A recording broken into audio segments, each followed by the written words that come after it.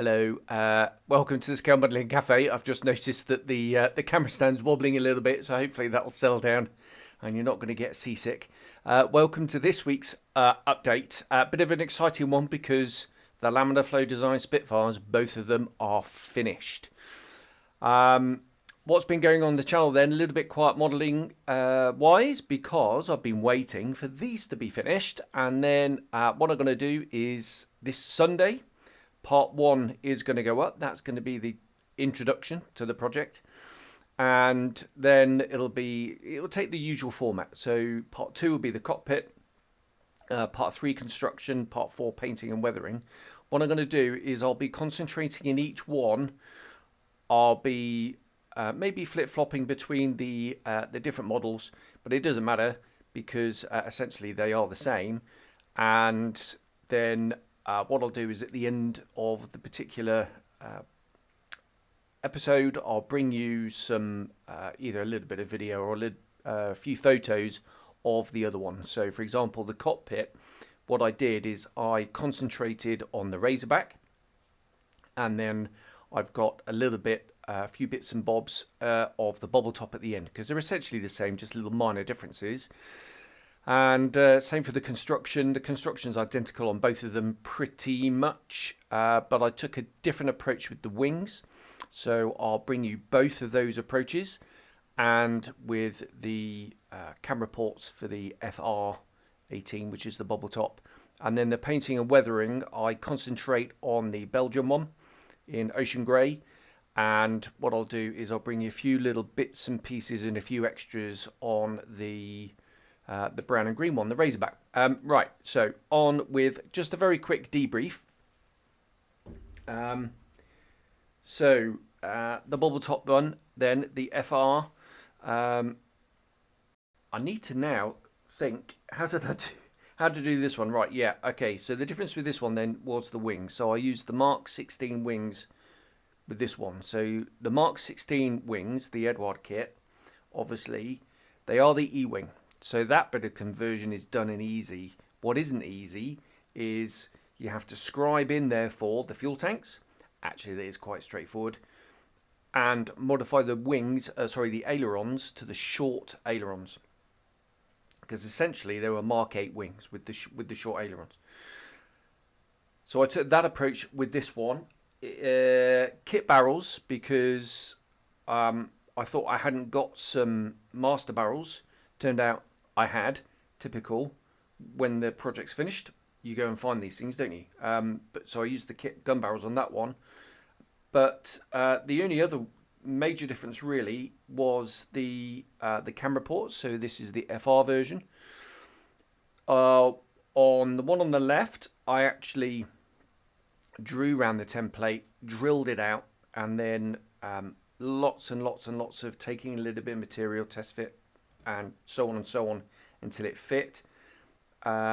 With all that test fitting, I managed to actually break a little bit of the window aperture off, which was a nightmare. So I ended up repairing that with a bit of super glue. Got to be careful of the aerial on the back, which I can't even see because I don't have my glasses on. It's so small and fine. On the other side, what it is actually scribed round the template, and then used that scribed line, filled that with a bit of wash, and then I had a much more precise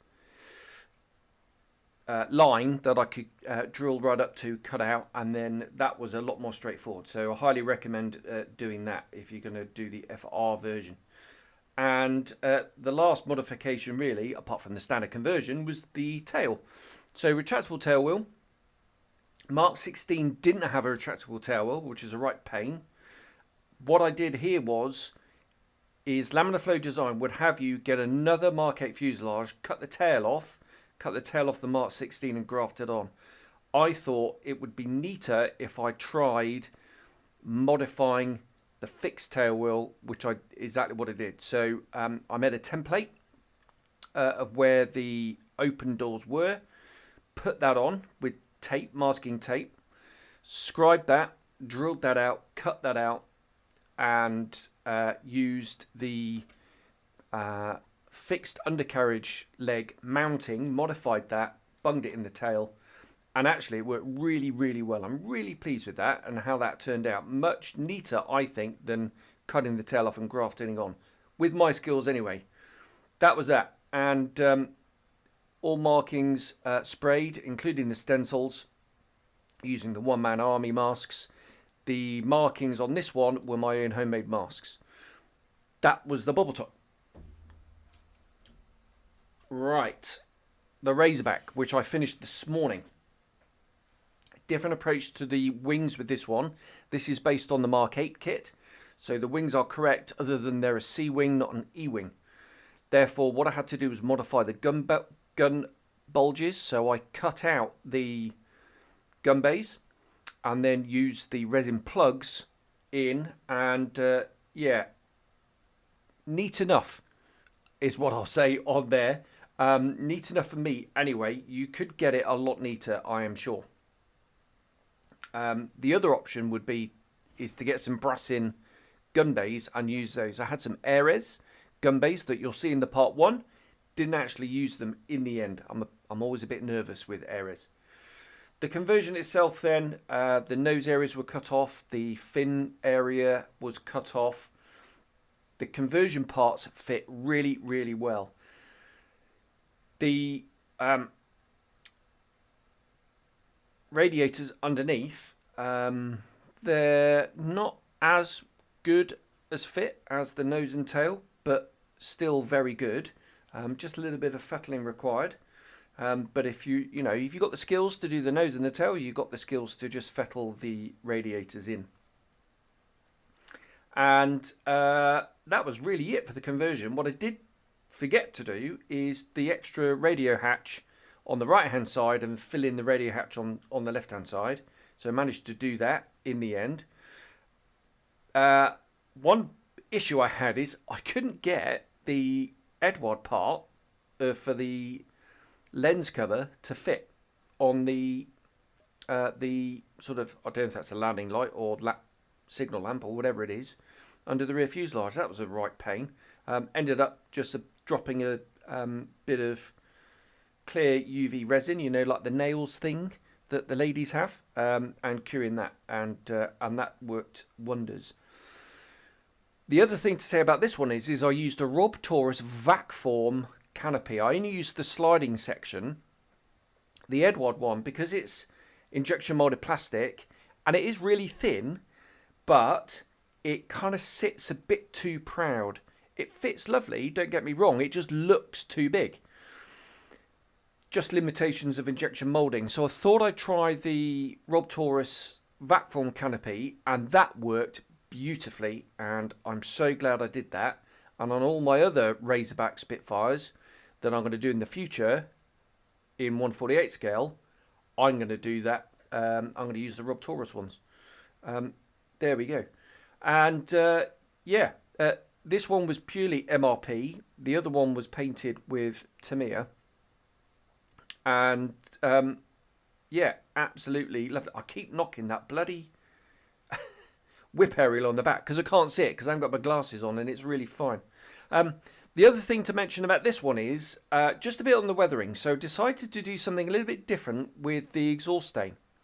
And I have filmed it, so it will be in part 4 of the project. What I did is I used my standard mix of Tamiya of black, red, brown, and did that as the kind of first layer. And then really the exhaust stains on these aeroplanes were quite a chalky colour. I think that's to do with the lead in the fuel. But quite often in Far East machines, and this is 17 Squadron, you can see rain marks in the exhaust stain. It's really quite difficult to pull off, really.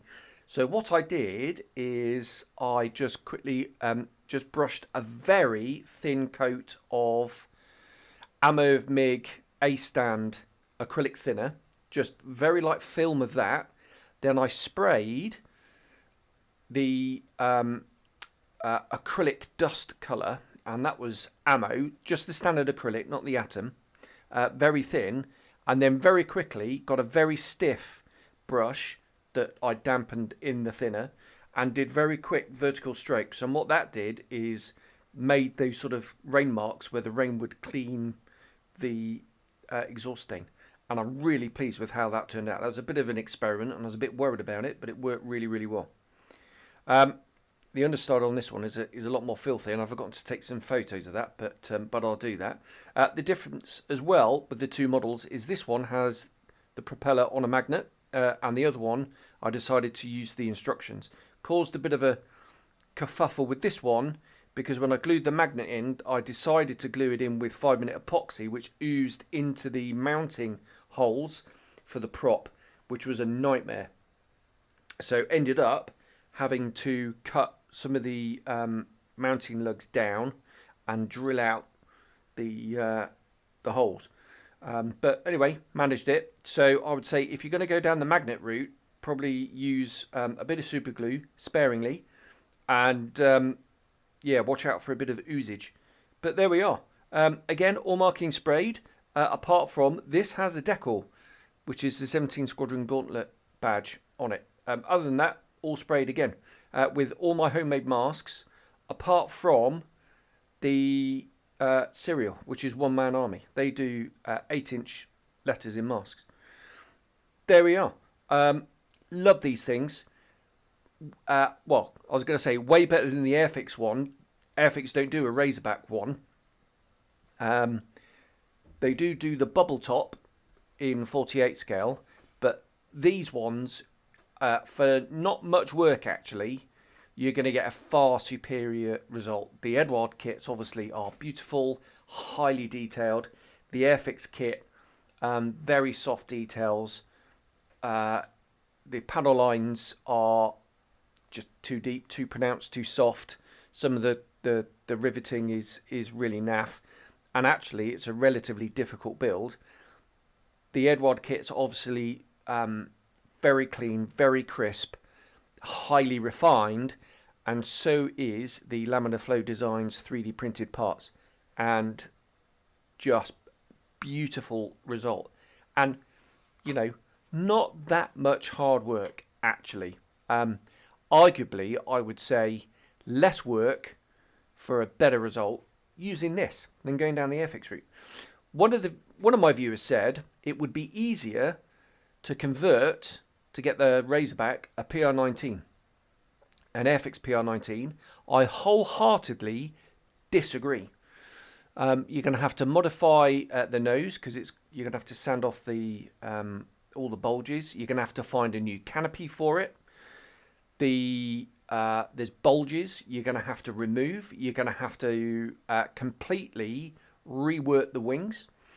You're going to have to you're still going to have to do the short aileron conversion like you do on the Edward Mark 16, but you're going to have to scribe in all the gun panels. You're going to have to find some gun bulges from somewhere, put the barrels in. Not to mention, you're going to have to completely sort out all the surface detail, and the cockpit is nowhere near as refined as the Edward kit as well. So I reckon an awful lot more work than this. That's just my opinion. My opinion on this is correct. He says arrogantly, but it is on this case. But anyway, if you want a high back Mark 14 and you want to start with the PR19 as a base and cross kit things, then good luck is all I'll say. And I'd be interested to see your final result, and let's compare it to the Laminar Flow Design Edward combo. There we are. So that is the project. All done. Right. That brings me on to what's next. And what's next is going to be something for me. And I haven't decided yet. I'm looking at there. It's either going to be an Edward Mustang in 72nd scale, an Edward 109 in 72nd scale, or the Dora Wings Norseman. I'm toying actually with the idea of doing of just having a little bit of a rest from the editing and maybe doing all three just for me. I've got, how long have I got left before I go home? I've got 6 weeks left, which means I'll probably be able to get 2 of those done. But if I'm not going to video them, I might be able to get all 3 done. What I will do though is I will do a little bit of videoing as I go along. And then what I'll do is I might do just like a one episode of the project. I might do that. I don't know, or I might just do it. At least one of those will be just for me. Actually, I'll take some photos as I go along because I always do, but I won't necessarily film it. But I might film a little bit. But what they're not going to be is like the full project like I've done now. I'm just need to take the foot off the gas a little bit. This is, after all, my hobby, and I just want to keep things fresh, keep the mojo going. And to be honest, doing all the editing, it really does slow my output. And I haven't even started editing these Spitfires yet. Yeah, so what I'm going to do is I'll probably do the editing in the evenings, and then save the modelling for the weekends. And then when the editing's done, then I can do a little bit more modelling in the evenings. That's going to be the plan. I am under the weather, actually. I have been all week, and yeah, feel a little bit more crap today. But anyway, there we go. Enough of that. Not going to get any sympathy from the missus, but so I'll ring my mum later. Anyway, right. So that's what's happening on the channel, and some of the project updates. On with the news, and we've had some really exciting news. First of all, a surprise announcement from ClearProp, and they've released some CAD shots of a MiG-19 PM. They're looking at 72nd scale. Can't rule out 48 scale. It's a bit of a big aeroplane though. But yeah, that looks fabulous. Obviously, I'll stick some pictures up. Now, the MiG-19 PM, I reckon they'll also do the standard MiG-19. Now, did the Pakistan Air Force have the PM model? I'm not sure. I know they had the standard one, and yeah, the weathering possibilities on that are lovely, and some colourful markings as well. That looks a fabulous kit. It's going to come with photo etch. They will do some resin extras for it. I've no doubt they'll do definitely an ejection seat, I'm sure, for it. The kit will come with photo etch. Actually, if you look at some of the CAD work, there's some photo etch in the wheelbase and in the cockpit already. They'll do the rear mask set for it as well. And who knows, maybe a boarding ladder. That would be really nice if they could do a 3D printed boarding ladder. But that looks absolutely fabulous. No more details now. Don't know when it's coming out. Don't know what markings it'll be in. And bearing in mind, they announced the Frogfoot, oh crumbs, 3 years ago now. And we've had the box art for that. But I've not seen any CAD, or certainly haven't seen any CAD for a very long time. And now this has dropped, so I'm wondering if they've put the Frogfoot on the back burner, which would be a real shame, because I'd love a new Frogfoot in 72nd scale, and for them to do it, because the MiG-23s look beautiful. I must get around to doing my ClearProp MiG-23. Right, and the last bit of news is IBG, and obviously they've been teasing, lots of teases going on about a new project coming, number of different wings and propellers and things like that, and yeah, quite a few people end up guessing correctly Spitfires. I don't think anybody guessed what Spitfires they were going to do though. They've announced every version from the early Mark 1 all the way through to the Mark 4, including all the PR variants. I'll stick a thing up, and you can maybe pause the screen and digest all the different variants. But that looks absolutely amazing.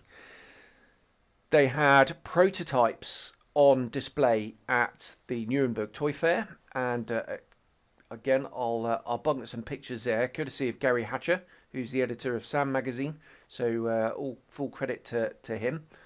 And two things that immediately leap out to me. One is the airframes are fully riveted and they look beautiful. Secondly, is all that interior detail, especially for the PR variants and the cameras down the back. Now, I mounted the camera that comes with the LFD conversion set in the bubble top, and you can't see that much at all. But the in 72nd scale, you're going to see even less. But the details there. So maybe you could scratch build and open hatch and show off that detail. I think that might be the best way ahead to actually see all that. But yeah, look, absolutely fabulous. And I know this is kind of rapidly turning into the Scale Modelling Cafe Spitfire channel, but you can expect to see at least one of those kits on the channel. It's going to be interesting to see how they compare with the Edward Mark 1 that's due out in December. But obviously Edward haven't announced any photographic reconnaissance ones. I'm definitely going to get the Mark 5s 100%, and I'll probably lean towards one of the photographic reconnaissance ones. Don't know which one yet, but very exciting actually, and extremely welcome. Clearly, we've had all the usual comments of, oh no, not more Spitfires, why Spitfires, and wish they do it in 48th, etc. Having said that, those sorts of comments have been very rare, and I was expecting a lot more of them. Overwhelmingly, it appears extremely positive. So well done, IBG. That is most welcome, and I, for one, am a very excited modeler. Now, just finally, so more Laminar flow design news. I have the 1/24th scale set on its way to me. That'll be coming to the channel in review, but I'm going to make a decision. Do I build the 1/24 scale or the 1/32nd scale? Actually, at the moment, I'm probably leaning towards the 32nd scale one, purely because A, I've got the kit and all the bits, and actually I've got everything here. So that's number one. And number two is obviously I've got to get these things back. And I know for a fact that the 32nd scale one will fit in one of the plastic boxes I've got. If I'm going to bring it back the 24th scale, what I'm going to have to do is probably buy another bigger box, and then I'm going to have to probably send that through the hold separately, because it probably won't fit in the suitcase. Anyway, that's a decision for later on. What I do want to do, though, is after Hajj, which is in June, is effectively do a big summer build, and I'll probably limit myself to one big build a year, and in which case it's either going to be the 24th scale, as I said, the 24th scale Mark 14 conversion, the Mark 14 Razorback in 32nd, or the Mark 5C conversion. Don't know, really don't know, but I've got about 5 months to make my mind up. There we are. Okay, I'm going to leave it there. Lots of interesting models coming in between, though. All right, so please don't think it's just going to be Spitfires. Like I say, next up's either going to be a Mustang 109 Norseman, or arguably all three in various kind of forms on the channel. And then April, when I get back from Ramadan, I'm going to do Armour April.